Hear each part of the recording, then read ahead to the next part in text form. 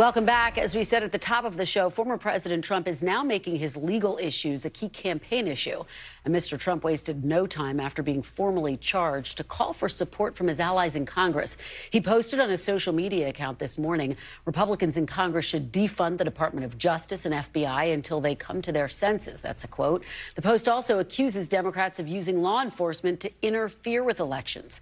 For the time being, elected Republicans remain largely supportive of Mr. Trump, even under indictment. But the question remains, how long will that support hold?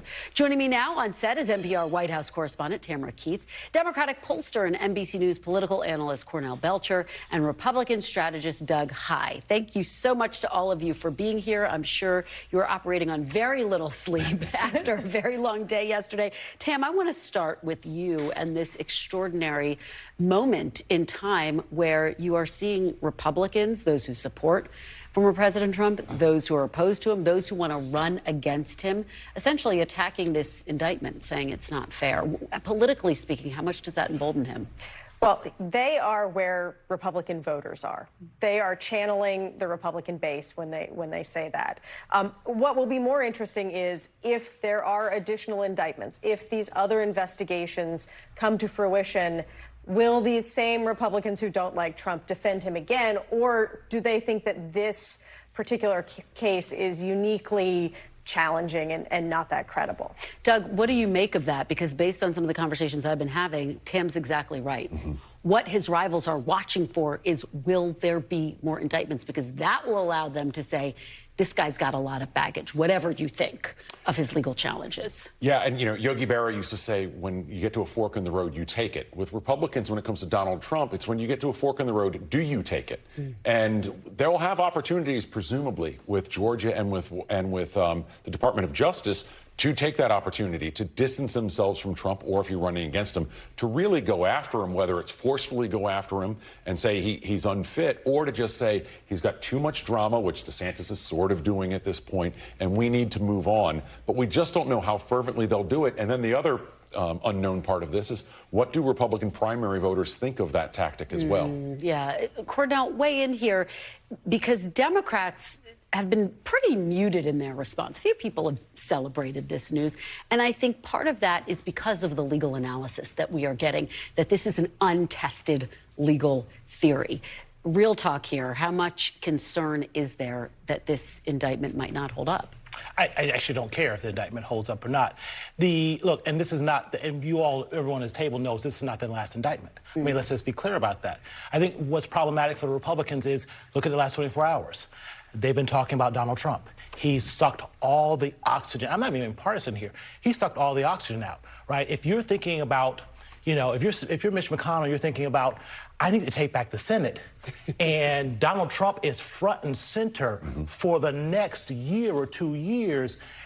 That becomes really problematic for Republicans, and all they can do is talk about Donald Trump. We've seen this play before, right? We've seen this in the midterm where Donald Trump was front and center, and Republicans had to talk about Donald Trump. And Democrats had the best midterm they've had in a long, long time. Yeah. And it's not just talking about Donald Trump, it's responding to what Trump says. So now every Republican candidate is going to be asked if they want to defund the police. Yep. Not where Republicans want to be. But Doug and Tam, both of you, to Cornell's point, how do you get the spotlight back? How do you get the oxygen back when there is so much focus on Trump's legal problems? It's seemingly impossible. We've allowed, all of us collectively, every American, everybody in the media and in politics, have allowed and thrown spotlights on Donald Trump constantly. We're well past that point. All I think Republicans can hope is that they get to some point where we can start to turn that corner. But that's also going to take leadership, not just on Capitol Hill, but leadership from Republicans who actually want to be president. They've got to take him on, whether it's, Governor Kasich said, don't go in the gutter. Okay, fine.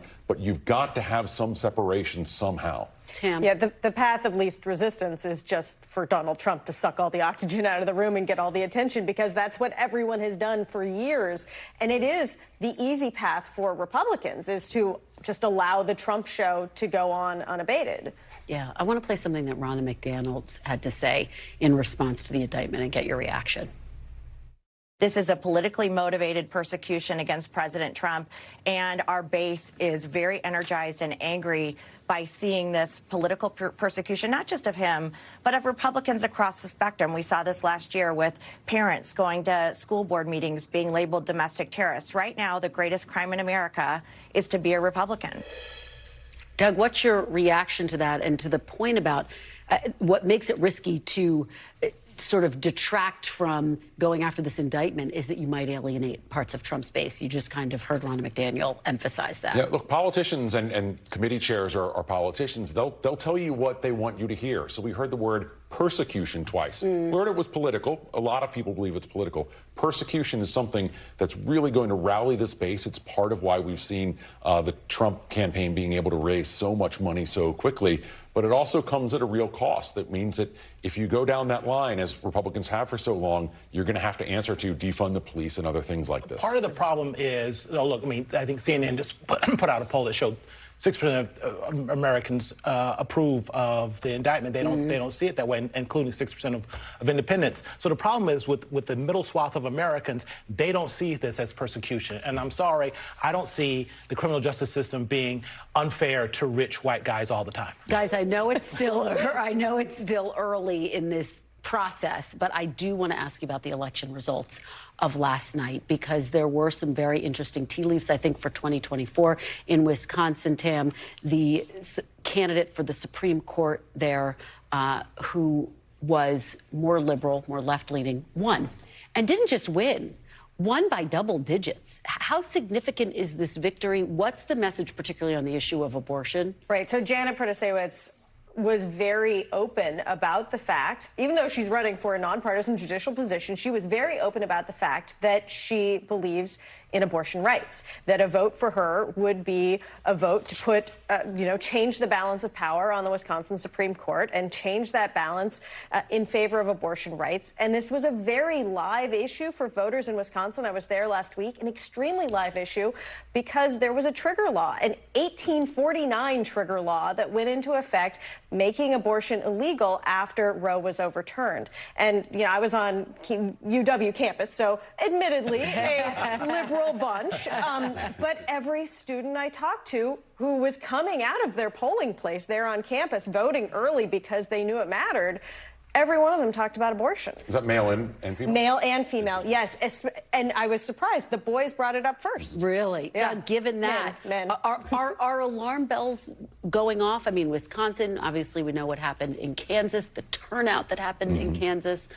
What are folks saying inside the Republican Party about what this means? It depends on who you talk to. And the problem is with the Dobbs decision, what it did for Republicans is it moved abortion as an issue in theory to an issue in practice. So you talk to Washington, D.C. based Republicans, they'll tell you one thing. You go into states where we have trigger laws or just laws that are being enacted, and that's what's causing the heartburn in Washington. It's not causing it in state houses, because we talk about gerrymandering. Yeah. Well, that sure happens in state houses and state Senate seats as well. Cornell, final thought here? I'm going to go the opposite direction. It moved for Democrats an issue from theory to practice, and something we've talked about before. It's not just a key or top issue concern. It's a mobilizing issue right now. You can see that in the results. Yeah. All right. Well, fascinating results from overnight. Fascinating conversation. Thanks to all of you. Thanks for watching our YouTube channel. Follow today's top stories and breaking news by downloading the NBC News app.